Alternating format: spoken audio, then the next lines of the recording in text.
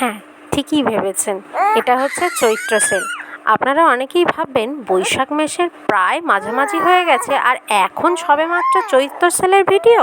আপনারা ঠিক যতটা দেরি ভাবছেন এটা তার থেকেও অনেক বেশি দেরির। এটা 2024-এর চৈত্র সেল নয়, এটা 2023-এর চৈত্র সেল। আর ব্যাকগ্রাউন্ডে যে প্যাঁপো সানাইটা শুনতে পাচ্ছেন, এই সানাইটা নিয়েই গল্প বলবো আজকে আপনাদের। আমি শিল্পা, আপনারা দেখছেন ইউটিউব সেই শিল্পার আরও একটি দুর্দান্ত নতুন পর্ব। আর এই পর্বে আপনাদের প্রত্যেককে অনেক অনেক অনেক স্বাগত জানাই।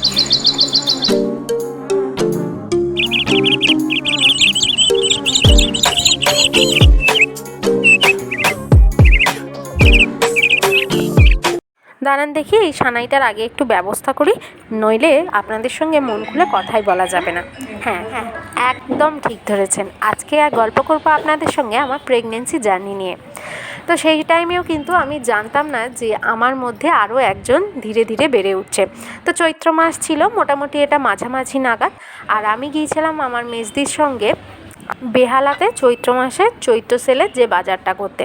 তো দেখতেই পেলেন টুকটাক শাড়ি টাড়িগুলো কিনলাম।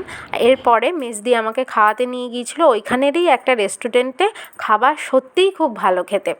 আর গত কয়েক মাস ধরে প্রেগনেন্সির জন্য যেহেতু আমি চেষ্টা চালিয়ে যাচ্ছিলাম আর বারবার উত্তরটা আমার নাই আসছিল, সেই টাইমে আমি আশাও রাখিনি যে এইবারে হয়তো আমার কিছু হয়েছে বলে। ভেবেছিলাম নতুন বছর পড়লে এইবারে ডাক্তারের কাছে যাব।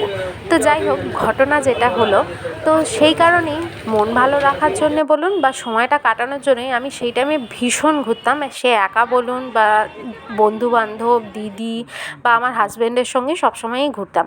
তো ওখান থেকে বাজারঘাট করে আমার হাজব্যান্ড আবার নিতে এসেছিল, সেখান থেকে আবার বাড়ি পৌঁছে গেলাম। একটু আগেই যে কথাটা বললাম যে ওই টাইমে আমি ভীষণ ঘোরাঘুরি করতাম, তো যথারীতি ঠিক তার পরের দিনকেও কিন্তু হাজব্যান্ডের সঙ্গে বেরিয়েছিলাম পুরো আপনার এসপ্ল্যানেড চত্বরে কি কি ফাস্টফুড পাওয়া যায় ভালো খারাপ, বা আগে খেয়েছি বা খাইনি এরকম কিছু খাবারগুলো ট্রাই করতে। তো সেগুলোও করলাম। তার ভিডিওটা আর বেশি রাখলাম না। পরপর একটা দেওরের বিয়ে, সেটা অ্যাটেন্ড করলাম, যে ভিডিওটা আপনারা পেয়েছেন। আর এরপরে ছিল আমাদের স্বর্ণদ্বীপের অন্নপ্রাশন। আর এই দিনকে কিন্তু আমার নিজের খুব ভালো লাগছিল।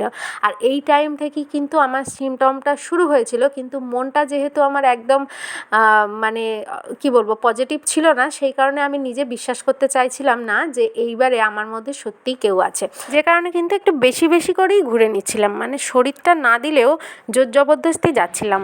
কারণটা হচ্ছে কি, আমি ভাবছিলাম এরপরে একটা ডাক্তারের কাছে গিয়ে যখন আমি ট্রিটমেন্ট নেবো বা পজিটিভ হব, যদি কোনো ভালো রেজাল্ট আসে, তাহলে তো হয়তো আমাকে একেবারে বেড রেস্টে চলে যেতে হবে। তখন হয়তো আমি আর কোথাও যেতে পারবো না। সেই কারণে মানে দম ভরে খেয়ে নেওয়ার মতো দম ভরে ঘুরে বেরিয়ে নিচ্ছিলাম আর কি। তো যাই হোক, এখানে দেখতে পাচ্ছেন আবারও ঘুরতে বেরিয়েছি আমরা বিকেলে। তো এই দিনকে কিন্তু আবার মানে ওর সঙ্গে ঘুরে নিয়ে আবার আমি আমার বোনের সঙ্গে গিয়েছিলাম যাদবপুরে। মানে শুধু ঘোরার ভিডিও আর ঘোরার ভিডিও। এই ভিডিওটা কার কতখানি ভালো লাগবে জানি না, তবে আমার স্মৃতির খাতার পাতায় কিন্তু খুব সুন্দরভাবে সাজানো থাকবে এই ইউটিউবের দরুন। প্রথমে দেখলেন হাজব্যান্ডের সঙ্গে ঘুরলাম, তারপর বোনের সঙ্গে গিয়েছিলাম যাদবপুরে। আবার সেখান থেকে ও ফোন করে দিয়েছে যে আমিও আমার কাজটা সেরে পাটুলিতে আসছি, সুতরাং তুমি আর বাড়ি ফেরার দরকার নেই, তোমরা দুজন পাটুলিতে যাও, ওখান থেকে আমি তোমাদেরকে তুলে নেব। তো খুব সম্ভবত এই সময় চড়কের যে পুজো আচ্ছা সেইগুলো চলছিল। আর এই বছরে আমি ওইসব ব্রত ট্রত কিছু পালন করিনি। আর পাটুলি যাওয়া এটা তো আমাদের রোজকার দিনের গল্প হয়ে গেছিলো সেই টাইমের জন্য। এবার পাটুলিটা এত ফাঁকা ফাঁকা দেখে অনেকেরই মনে হতে পারে যে কোন দিনে এমন গিয়েছিলাম যে এত সুন্দর ফাঁকা জায়গা ছিল। না, এটা যে কোনো দিনই পাটুলিতে এত ফাঁকা কোনো দিনই পাবেন না। আমরা যেহেতু রাত্রি 10টার পরে 10:30টার পরে যেতাম, সেই কারণে কিন্তু একটু বেশি ফাঁকা ফাঁকা থাকতো। তো তারপরের দিনকে ছিল চড়ক। ওই একটা দিন আর নিরামিষ না খেলেই নয়, মানে চড়কের শেষ দিন আর কি, যেটা বলে পয়লা বৈশাখের আগের দিন। তো সেই দিনকে আমি যথারীতি নিরামিষ পদ বানিয়েছিলাম। আমার যেগুলো কিছুই মনে নেই, আজ ভিডিও দেখছি বলে আমার মনে পড়ছে। তো এখানে দেখতে পাচ্ছেন পনির বানিয়েছি, গাছের আমের চাটনি বানিয়েছি, আরও ডাল টুকটাক এসব বানিয়েছি। মা এর মধ্যে আবার পাবদা মাছ কোথা থেকে এলো, এই বললাম নিরামিষ। যাকে সেসব কথা, সে কী সব রান্না করেছি মনে নেই, তা ওই যা দেখতে পেয়েছি। তো তার পরের দিনকের ভিডিও এটা। তো আমার ছেলে যখন বড় হবে, বলেই দিলাম আমার ছেলে হয়েছে, তো আমার ছেলে যখন বড় হবে সে কিন্তু দেখতে পারবে সে যখন একেবারে ছোট ছিল প্রথম মাস থেকে আমি কেমনভাবে কাটাচ্ছিলাম বা সে কেমনভাবে ছিল আমার মধ্যে। তো এই দিনকে আমরা আবার একটা মেলা, কাছাকাছির মেলাতে ঘুরতে গেছিলাম। আর এখানে অনেকেই মনে করতে পারেন যে কালো শাড়ি কেন পরেছি। আমারও মানে ব্যক্তিগতভাবে কালো শাড়ি একেবারেই পছন্দ না, তবে আমার হাজব্যান্ড পছন্দ করে একটুখানি কি বলবো আর্টিস্টিক রবীন্দ্রভারতীর বা কি বলবো বাংলা ডিপার্টমেন্টের মেয়েরা যে ধরনের সাজে, তো সেই ধরনের সাজ ও খুব পছন্দ করে। মোটা করে কাজল পরা, একটুখানি আলপনা দেওয়া, শাড়ি পরা, এই ধরনের জিনিসগুলো। তো সেখান থেকে গিয়ে কিন্তু আমরা আবার যথারীতি পাটুলি গিয়েছি। আর কালকে হচ্ছে যেহেতু পয়লা বৈশাখ, তো আজকে আর বেশি দেরি করব না, বর্ষাকে ওখানে রেখে বাড়িতে রেখে তারপরে আমরা কিন্তু বাড়ি চলে যাব। কারণ আমার মা সবসময়ই বলেন যে প্রথম বছরে নিজের বাড়িতে থাকতে হয়। তো আজকে যেহেতু পয়লা বৈশাখ, সকাল সকাল দেখতেই পাচ্ছি এখানে আমি সুন্দর করে পুজো দিয়ে দিয়েছি। আর এখানে আরেকটা কথা বলে দিই, যারা জানো না, আমি মোটামুটি ভিডিও বন্ধ করেছিলাম এই আপনার ডিসেম্বর নাগাদ, যে টাইমে আমার শ্বশুরমশাই গত হয়েছিল। তারপর থেকেই আমার ভিডিওটা কিন্তু ইরেগুলার হয়ে গেছিলো, যে কারণে কিন্তু আমার ইউটিউব চ্যানেলটা একেবারেই বসে গিয়েছে। আর আপনাদের সাপোর্ট আগে যেরকম পেতাম যদি এখনও পাই, তাহলে কিন্তু খুব শিগগিরই কিন্তু খুব সুন্দর করে আমি উঠে যেতে পারবো। তো সেই দিন দেখতেই পাচ্ছেন ইলিশ মাছ বানিয়েছি, পাবদা মাছ বানিয়েছি, চিকেন বানিয়েছি, এত যা যা বানিয়েছি দেখাই যাচ্ছে। টেবিলে খাবার দাবার দেখতেই পাচ্ছ সাজিয়ে নিয়ে বসেছিলাম বটে, তবে এত গরম বাইরে, তো সেই কারণে আবার ঘরে নিয়ে মেঝেতে বসেই খেলাম আমরা। তো আবার যথারীতি প্রত্যেক দিনের মতো সেই দিনকেও আমরা পাটুলি গিয়েছিলাম, আর সঙ্গে গিয়েছিল আমার বোন বর্ষা আর মামার ছেলে সায়ন। কারণ সায়ন কোথা থেকে এলো, আমার মামার বাড়ির কাছেই ছোটোবেলা থেকে একটা খুব ছোট্ট করে একটা মেলা হয় যেটার নাম বাদামতলায় পয়লা বৈশাখের মেলা। তো সেখানে গিয়েছিলাম, সেখান থেকেই মামার ছেলে অর্থাৎ ভাই আমাদের এসেছিল। তারপরের দিনকেই কিন্তু আমি টেস্ট করেছিলাম, মানে 2রা বৈশাখ, আর আমার রেজাল্টটা পজিটিভ এসেছিলো। তারপর থেকে সমস্ত কিছু একেবারে বন্ধ, মানে নড়াচড়াই বন্ধ করে দিয়েছিলাম টেনশানে ভয়ে যাতে খারাপ কিছু না হয়। আর এই যে ফুটেজটা আপনারা দেখতে পাচ্ছেন এটা কিন্তু আরও 10 দিন পরে, মানে এটা হচ্ছে 10ই বৈশাখ, যেদিন ছিল অক্ষয় তৃতীয়া। আর এত মিষ্টি এত সমস্ত কিছু কেন, সেই দিনকে কিন্তু আমাদের কারিগররা তারা পুজো করে বা আমাদেরকে মিষ্টি খাওয়ায়, সে কারণে এই মিষ্টিগুলো পরের থেকেই কিন্তু আমি অনেক গ্যাপে গ্যাপে কিছু কিছু ফুটেজ নিয়ে আপনাদেরকে দেখাবো। হ্যালো, সবাই কেমন আছো? আর এটা আমার প্রথম ভিডিও এই জার্নির। আর আগেরটা আমি যেহেতু জানতাম না, সেটার কোনো ভিডিও নেই, ফটো আছে, সেটা দেখিয়ে নিয়েছো। তো প্রচণ্ড পেটে গোলাযোগ, গ্যাস হয়েছে। প্রথমেই তো মাপিরা এসেছিলো, বান্ধবীরা, তাদেরও নিজেকে ইউটিউবার বলে পরিচয় দিয়ে আর নিজের লজ্জা পাবো না। সোশ্যাল মিডিয়াতে যারাই একটু এই ধরনের কাজের প্রতি ইনফ্লুয়েন্স হয় বা আগ্রহ প্রকাশ করে, টুকটাক ভিডিও টিডিও করে, তাদেরকে প্রত্যেককেই দেখেছি অন্ততপক্ষে মানে প্রেগনেন্সি জার্নিগুলো তারা এক এক দিন কেমনভাবে কাটালো বা নিজের চেঞ্জেসগুলো কেমন এলো, সেই টাইমে কীরকম দেখতে হয়েছিল, এই সমস্ত কিছু মানে ভিডিওগুলো করে রাখে। ঠিক আমারও তেমন ইচ্ছে ছিল, যেমনটা দেখতে পেলে প্রথম মাসের ঘটনা তো আমরা কেউই জানতে পারি না, টেস্ট করার পরেই সেটা হয়, যেটা যেটা আমি জানতে পেরেছিলাম 2রা বৈশাখে। তো যাই হোক, প্রথম মাসের ভিডিওটা আমার ওইগুলোই ছিল যেটা এতক্ষণ দেখালাম। আর যেটা ওই ঘরের মধ্যে বসে আছি ওটা হচ্ছে আমার 2য় মাস। তো এরপরে ওরকম করে করে আমি ছোট ছোট ভিডিও করব ভেবেছিলাম, কিন্তু সেটা আর কোনোভাবেই সম্ভব হলো না, ভগবান চাননি। কারণ সেই টাইমে এত খারাপ একটা সিচুয়েশনের মধ্য দিয়ে আমরা সবাই যাচ্ছিলাম, যে কারণে কিন্তু এই ভিডিওগুলো আর আমার করা হয়নি। মধ্যে দেখেও নিলেন আমার পঞ্চামৃত যেটা মানে যে রিচুয়ালটা, সেটাও পালন করা হলো 5 মাসে। আর মাঝখানে 3 মাস বা 4 মাসের আমার কোনো ভিডিও ফুটেজ, কোনো ফটো ক্লিপ কিছুই নেই।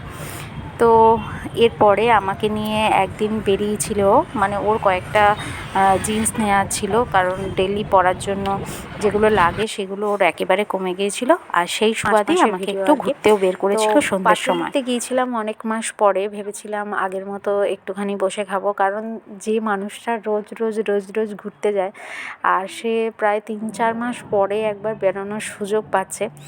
তো এই দিনটা আমার একটু ভালো লাগারই ছিল, কিন্তু পাটুলিতে এতখানি ভিড় ছিল আমরা আর ওখানে নামিনি, মানে ও আমাকে নামতে দেয়নি। আবার ঘুরে সেই KFCতে গেছিলাম, সেখান থেকে একটু খাওয়া দাওয়া করলাম। আর এইবারে চলে এসেছিলো শ্রাবণ মাস, আর শ্রাবণ মাসে এখন অনেকেই কিন্তু বাবার মাথায় জল ঢালার জন্য ওই বাঁকে করে জল আনে, তো সেটাই কিন্তু এখানে যাচ্ছে। তো আমি দেখছিলাম, আমার ভালো লাগছিলো বলে একটুখানি ভিডিও ফুটেজটা নিয়ে রেখেছিলাম আর কি। তো যাকগে সেসব কথা দেখতে দেখতে কিন্তু আমার ইচ্ছে থাকলেও সেই ফুটেজগুলো না থাকায় আমার দ্বিতীয় মাস, তৃতীয় মাস বা চতুর্থ মাস কেমনভাবে কাটিয়েছি সেগুলোর কোনো স্মৃতি আর আমার কাছে নেই। তো যাই হোক, এটা চলছে আমার পঞ্চম মাস। আর মামারা 21শে শ্রাবণ বড় মামা খিচুড়ি প্রসাদ দেয় ভগবান শিবকে।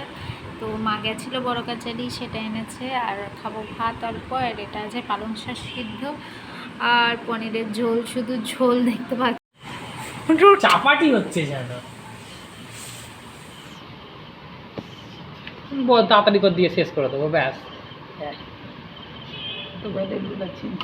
এখানে একদিন আমরা সিদ্ধান্ত নিয়েছিলাম যে আমরা ঘরেতে মোমো বানিয়ে খাবো। তো যে সিদ্ধান্তটা জীবনের এমন কিছু সিদ্ধান্ত হয় যে ভীষণ ভুল নেওয়া হয়ে যায়, এটাও হচ্ছে ঠিক তেমনই একটা সিদ্ধান্ত। মানে চিকেন মোমো আর একটা সোয়াবিন মানে ভেজ মোমো করা হয়েছিল, কারণ যেহেতু আমার মা আর বাপি চিকেন খান না, তো সেই কারণে বানানো হয়েছিল। তো দুটো মোমোই ভীষণ বাজে খেতে হয়েছিল। তো যে কারণে কিন্তু রেসিপিটা আর কোনোভাবেই শেয়ার করব না, কারণ ওই রকমভাবে যদি কেউ ঘরেতে মোমো করে এত বাজে খেতে হবে, তার মোমো খাওয়ার ইচ্ছেই চলে যাবে। তো প্রথমবার হয়তো আমি বললাম যে রান্না খারাপ হয়েছে, রান্না মানে খাবারকে কখনো খারাপ বলতে নেই, কিন্তু বলতে বাধ্য হলাম, মানে আমরা রান্নাটা খারাপ করেছি আর কি।